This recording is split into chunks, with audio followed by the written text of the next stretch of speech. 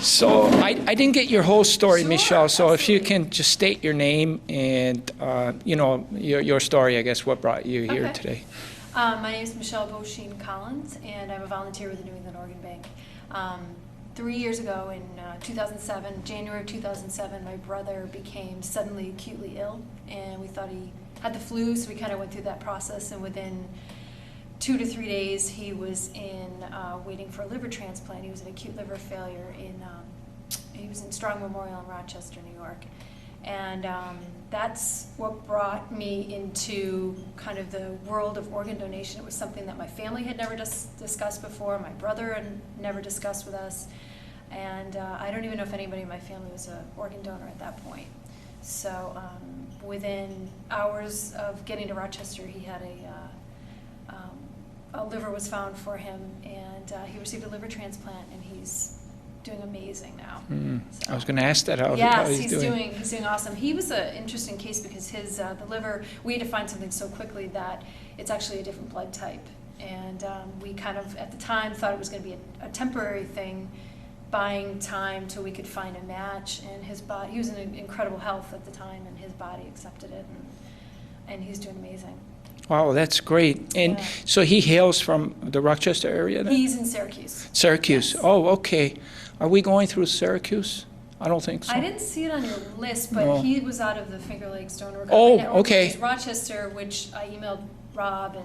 Okay, so you'll provide me with all yeah, this content. Okay, absolutely. that's great. How did it feel during those trying times, you know, when he was put on the waiting list? And I mean, I know my situation is very unique compared to a lot of people that are waiting, but it was terrifying, and I've never felt so helpless because there was nothing we could do if, you know, he wasn't a candidate for like a living donor transplant. That was never an issue Never an for him. option. We couldn't even, never an option for him. So it was just a helpless situation. There was nothing we could do, and just kind of hope and pray and wait and see what happened. And we were very fortunate that we got a call, I'd say within 12 hours maybe, of him being moved, and when they finally figured out what was going on with him. so did it become very critical near the end for him? He was critical. He was critical for a very long time. It was a very touch and go situation. I think his transplant surgeon, more than anybody, was surprised that he, you know, made it to the point of the transplant and did so well and came back so quickly after the transplant. If you had something to say to the, you know, there's over 100,000 Americans right now, you know, being a family member, and Yeah. so literally there's probably 1 million Right. people that are in similar situations. Do you have anything like to say to them? I would say just you have to have hope and have faith in the system. I mean, the system worked for us impeccably. And I know that under the time constraints and everything that we had, it's such an unusual case that every single thing that fell into place did. And I have to believe that it would again for anybody that needs it. And if I didn't believe that, I wouldn't be out doing what I'm doing. So So do you think there'll be a day when we can actually dramatically address the shortage? You know, where absolutely. I think, I mean, I've noticed, for something that I never noticed in the news before, it's in the news a lot more now, and there seems to be a lot more advances, and, you know, so much more living donations taking place, and I have to believe that at some point we'll be there. do you have any idea where the donation came from? I believe it was Ohio. Okay. Yeah. So do you ever get the feeling of wanting to meet the family? I do. I think we all felt that. Having gone through, my brother obviously had no idea what was going on. So, but we, being so deep and in the middle of it, I think we all felt that way. But he's the pace car for all of that, and if and when he's ready, he'll do that. Mm-hmm. Mm-hmm.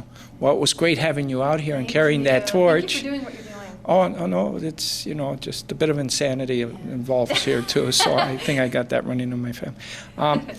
But you know, I want to get in touch with your brother because we're going to be hitting New York pretty soon. Okay. And it's been a pleasure meeting you. Thanks, you too. And hopefully we can stay in touch. You could follow our journey. Absolutely. Okay. Thanks, Michelle. Thanks. Okay. Now, first of all, what we're doing, Sean, is we're going from state to state and, you know, region to region. And when we first started out in Life, Alaska, we had Bruce. I'll never pronounce his last name. It's Zalnided. Okay, you got trouble too. Who started his career at New England Organ Bank. That's right. 25, 30 years ago. Yeah, we had the great pleasure of, you know, interviewing him at his offices out in Anchorage. And I spent a couple of days with him. He's a heck of a guy, and we were just trading stories about our baseball teams and that kind of stuff. So as we're going from region to region, we kind of just want to get, you know, an idea of how each OPO works and the system and, you know, a bit of information about it. And then if you don't mind, like after we finish, I'll send you a copy of it temporarily to see if you approve, and then we'll put it up on our website and then Awesome. YouTube and stuff. Perfect. So first, if we can start out with your name, your title, and then today's date and where we are. My name is Sean Fitzpatrick. I'm Director of Public Affairs for New England Organ Bank. Today is February 10th, 2010, and we're at Massachusetts General Hospital, one of the transplant centers that New England Organ Bank serves. Okay. And can you tell us a little bit about the New England Organ Bank? Like, what is the logistics? When did it get formed? New England Organ Bank is the oldest organ bank in the country. We've been in existence since 1968, and we've been serving the transplant centers of New England for about 41 years now, going on 42 years. Our service area covers most of New England and at least parts of all 6 New England states, including we do organ recoveries in Bermuda as well. Oh. There are over 4,000 people in New England who are waiting for organ transplants, and we have about 220 organ donors a year and over 1,600 tissue transplants every single year. We work with 12 transplant centers for the recovery and for transplantation of organs. And in our area, we have 160 hospitals that we are responsible for recovering organs and tissues. Okay. And, excuse me, the systems that are used, do they vary state to state in your region, or are they pretty much all the same? Most states have something called the Uniform Anatomical Gift Act, and that is an effort on certain issues for each state to adopt similar laws. And when it comes to organ donation, there is something that we operate under the Uniform Anatomical Gift Act in all of our states. So the way the process works is similar in all of our states. Federal law requires all deaths to be reported to the local organ procurement organization, which is what we are for most of New England.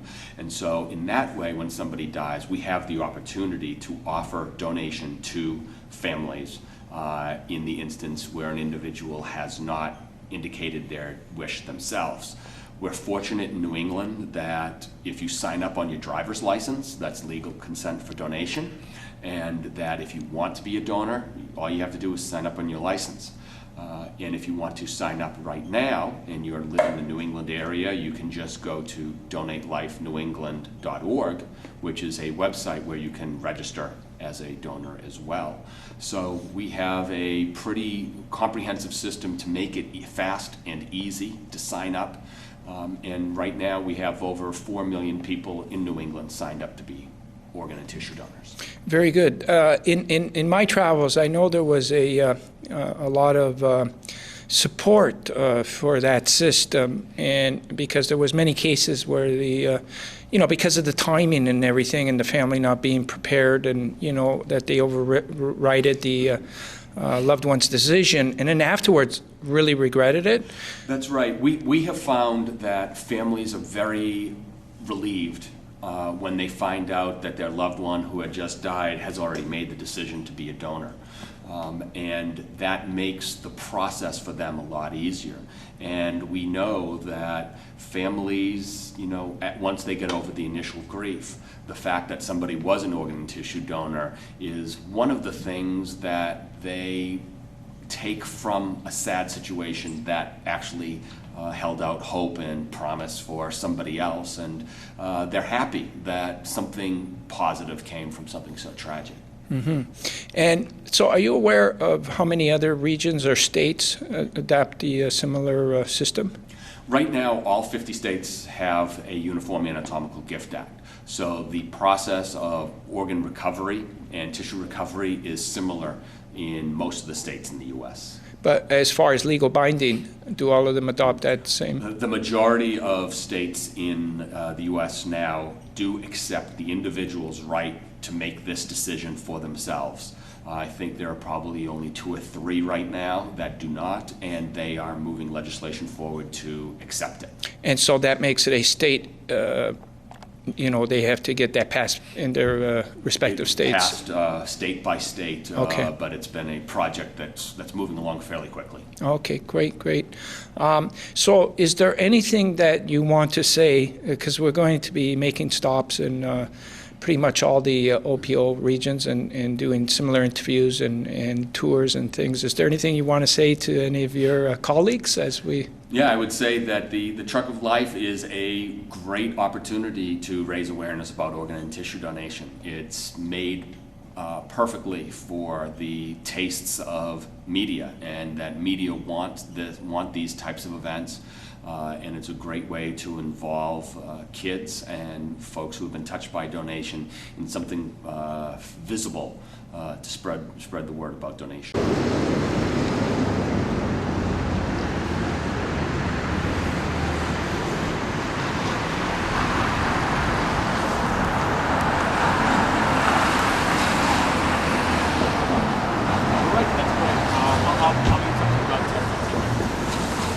Okay, thanks. So still, despite that it's not snowing now, we were anticipating snow. Yeah. So regardless, despite would have done sleet, snow, whatever, the torch still gets carried. It will stay. It would have stayed ignited. It would have stayed, yeah. So if it snows after when you're doing your coverage, you can kind of throw in a few snowflakes. I know, it's hard. I mean, it was, because by this time they were predicting a lot of snow. Yeah. This was a regular school day still. But I understand that there's a lot of precautions that need to be taken. Yeah. We had an incident 2 years ago where the storm came up suddenly, and it was a 6-hour commute for some people. Chaos afterwards. Yeah, it was absolute chaos. Yeah. And so now it's the other way. Right. Right. What did they say at the hospital? They have a spot where they want us to come to the Bullfinch building, which is a really nice old section of the building, very historic, and they're going to have somebody meet us there. And I thought when we walked down, I told them I'd give them a 10-minute heads up. Oh, good. And it's a good spot. It's good. So can you just let our driver, where he needs to be arriving to? Thanks, Sean. Coming over. So did you want to do one-on-ones? No, or just I don't need to. we're just going to say a few words a each? couple questions if you don't mind. Sure. But then, we're just looking for the visual of the torch. Yeah. So. No. Yeah. I already kind of felt that you had a written or a storyline already to it. Well, we're trying to incorporate this into the bigger story of the storm, or the lack thereof of the storm. That's how we were conveying it to all the other TV stations, and you're getting 2 for the price of 1 almost. Yeah. And they on a day like this where there is a huge storm, it's hard to get coverage for anything. Right. It could have a huge murder and we wouldn't cover it if there's a storm. No, exactly. What station are you at? Channel 7. So what area do you cover? It's everything that's up to New Hampshire, down to Rhode Island. Oh, really? Okay, so much that's... the whole eastern side of Massachusetts, Okay. the east coast. So this the 5 o'clock or 5:30 news? Well, with storm coverage, we're probably going to start. We'll start at 4, Oh, okay. and then who knows? Probably keep going. Okay. Okay. Perfect. So your camera person's on the way, right? It's right behind you. Oh, hi. How are you? Good. How you doing? Pretty good. Thanks. Thank you. So whenever you guys are ready. Okay. So Doing what? we're gonna light the torch right now. Nice and white. And I'm just going to say a few words. Sean's going to say a few words, and then Michelle, and then if you wanted to do a one-on-one, then we'll be on our way. And does he know our directions, like where Yeah, we're? they're going to head toward Bowden, so try to get ahead of you a little bit.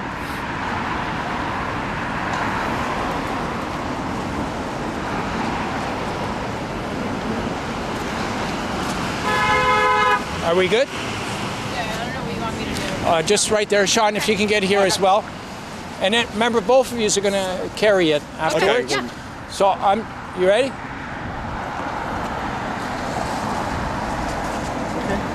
Okay. So now we're lighting the famous torch of life once again for the 100th time or 100,000th time. And so despite the weather that we were going to have a snowstorm, whatever, the torch always gets lit. There's people right now that are waiting desperately, and I always look at it like, how would I feel if my family member was waiting? How far would I go? So to come out and carry the torch really is not asking too much, and I'm so happy to have two other fellow people that are as passionate as I am about this issue. So we'll start with Sean Fitzpatrick. Sure. You want to get any sound on it? I mean, if you want, we're picking up the nets, but you know, I think we just want to enjoy this one-on-one. Okay. And let me get you my, if you want a statistic, over 100,000 people are waiting in the United States now for an organ transplant. And 6,000 people die every year waiting for an organ that We got a shot of the Pope last night. And so this is to raise awareness about the plight of those who are waiting and urging people to sign up to be donors. And the best way to sign up is to go to donatelifesoengland.com and you can sign up online.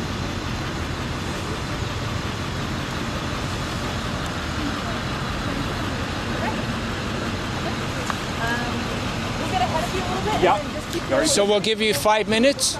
We'll give her about a few minutes. Yeah, they're just gonna go down. You just gotta go down there and get us walking. Okay. Great. No, you're good. We'll just let them get down get them down the street a bit, and they'll take pictures of us. Yeah.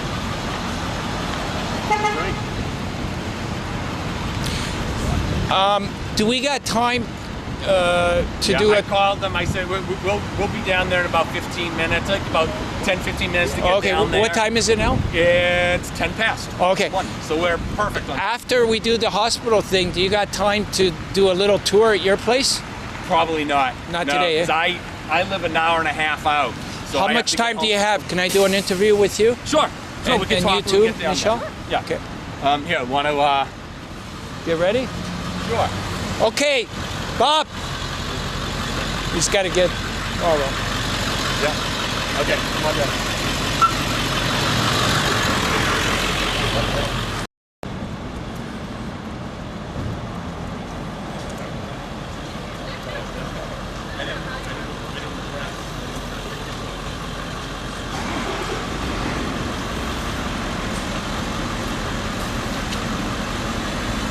Awareness of the importance of organ donors.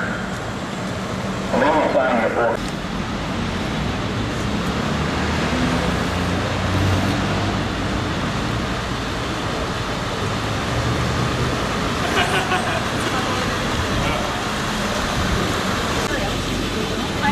So I said, well,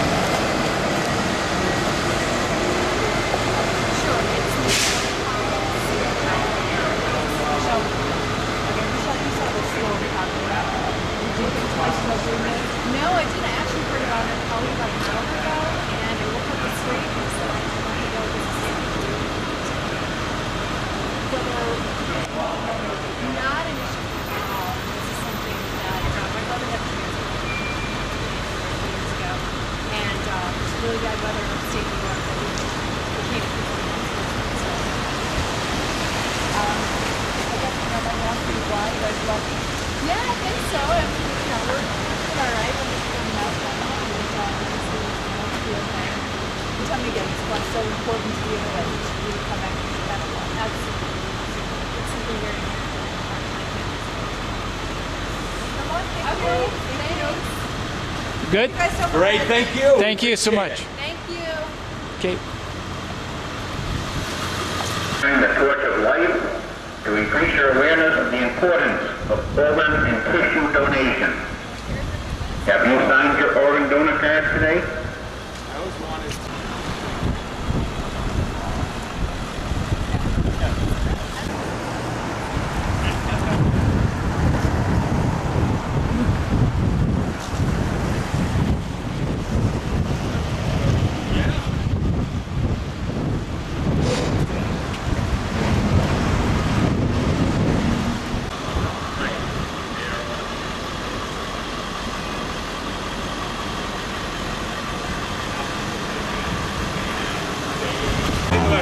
Over here? Okay. All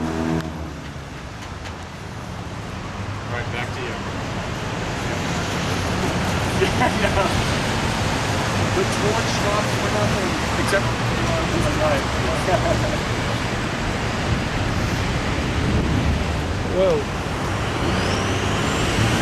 They don't even stop for a That's Frisco. Hold it.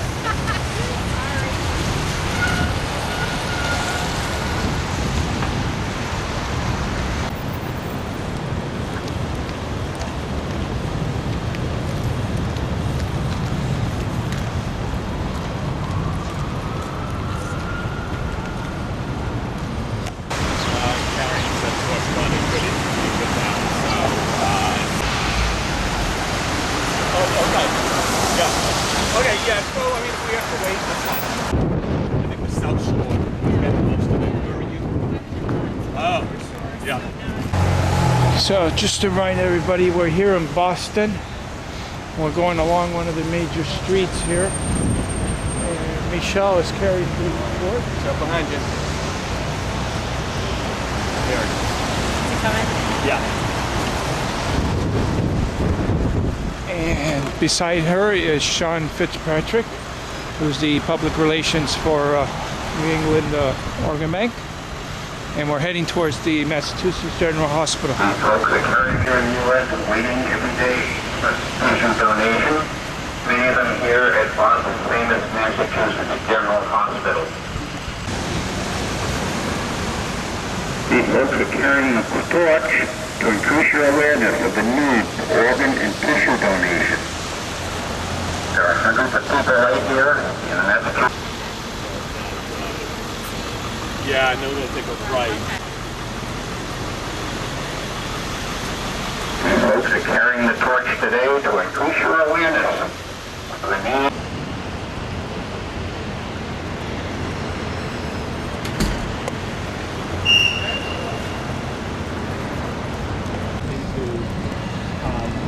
Here she comes. You know, they didn't want to just Hi, all George Marcello. Thank you for coming out here on short notice. They got a great website.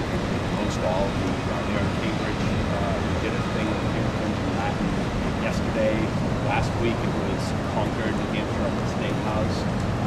Augusta, Maine, Bangor, Maine. So there's one place every day. There you go. Hi, how are you? You want to hand it off? And we can put it off afterwards. Okay. You can take a. Yeah. Do you want a photo?